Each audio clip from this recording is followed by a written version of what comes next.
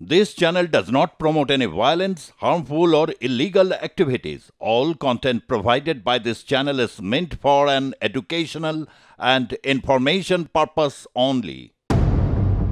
হঠাৎই ইউনূসের মুখে ভারতের প্রশংসা। ভারতের জন্য বাণিজ্য পথ খোলার ভাবনা ইউনূসের।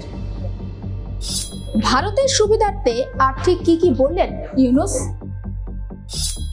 হঠাৎ কেন ইউনূসের ভুল বদল?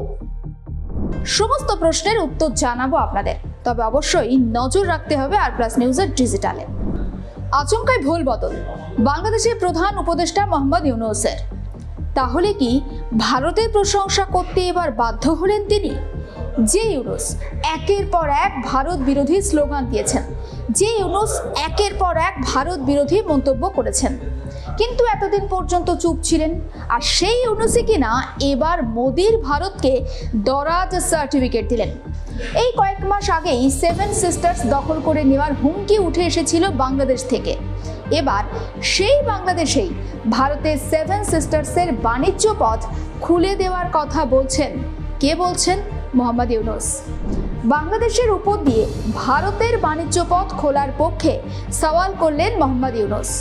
একটি অনুষ্ঠানে তিনি বলেন, ভারতের 7 সিস্টার্সের একই অবস্থা। ভারতের সঙ্গে একসঙ্গে অর্থনৈতিক অঞ্চলে কাজ করব আমরা। আমাদের সমুদ্র বন্দর ভারতের মাল আনা নেওয়া করবে, তারাও আমাদের পণ্য আমদানি রপ্তানি করবে। তারা এই সুযোগ পেলে আনন্দিত হবে। তাদের ব্যবসা আমাদের ব্যবসা দুটোই সমৃদ্ধ হবে। নেপাল বারে বারে বলছে আমাদেরকে নিয়ে যাও, আমরা এক পায়ে খাড়া নেবার জন্য। মাঝখানে ওইটুকু পথ অতিক্রম করার সুযোগ আমাদের এখন দেওয়া হচ্ছে না। নেপালের যে অবস্থা, ভুটানের যে অবস্থা, ভারতের 7 সিস্টারের একই অবস্থা। দুই পাশে দুই মহাশক্তি আমাদের, ভারত আর চীন। তারা দ্রুত গতিতে এগিয়ে যাবে। আমরা যেহেতু মাঝখানে আছি, আমাদেরকে ফেলে যেতে পারবে না।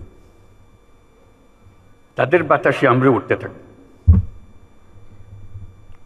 সেই থেকেই আমার বদ্ধমূল ধারণা বাংলাদেশের ভবিষ্যৎ অতি চমৎকার, তার অবস্থানের কারণে।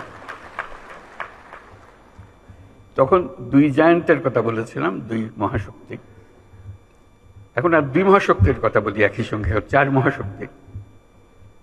আমাদের কি অপূর্ব সুযোগ!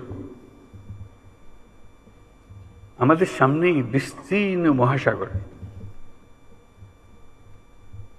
আমাদের উপকূল ভূমি, সাগরের সঙ্গে আমাদের লাগোয়া উপকূল।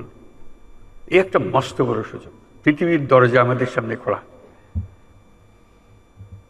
আমরা দিন ব্যবহার করতে জানিনি।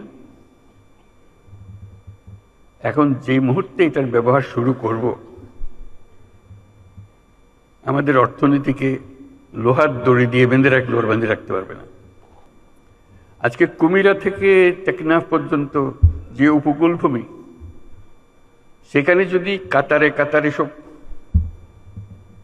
নৌবন্দর স্থাপন হয়, মাতার বাড়ির গভীর সমুদ্র বন্দর পর্যন্ত যদি আমরা দুনিয়ার সব জাহাজকে আশ্রয় দিতে পারি, তাদের কাজ করার জন্য সুযোগ সুবিধা দিতে পারি, আমাদেরকে আটকাবে কে? এবং শুধু যে সমুদ্র বন্দর আমরা ব্যবহার করব, আমাদের মালামাল যাবে, তা তো না। আমাদের একটা নিজস্ব অর্থনৈতিক অঞ্চল আছে, সেই অঞ্চলটাকে আমরা এখনো খুলতে পারিনি, কিন্তু অঞ্চল অপেক্ষা করছে আমাদের জন্য। হঠাৎ কি এমন হলো যে বাংলাদেশের সঙ্গে নেপাল, ভুটান ও ভারতের বাণিজ্যের কথা বলতে হচ্ছে ইউনূসকে?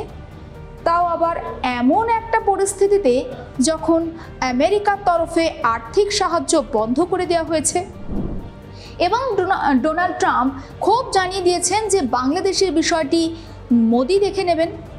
বাংলাদেশের ভিতর দিয়ে উত্তর পূর্বের রাজ্যগুলিতে সরাসরি যোগাযোগের জন্য রাস্তা খুলে দেওয়া হয়েছিল প্রাক্তন প্রধানমন্ত্রী শেখ হাসিনার আমলে।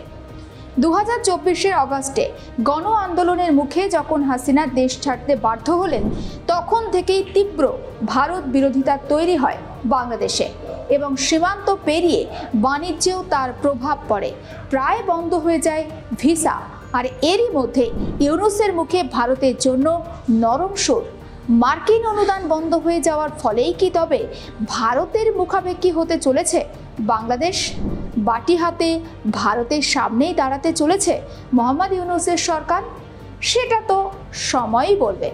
তবে অবশ্যই আপনার নজর রাখতে হবে আর প্লাস নিউজের ডিজিটালে।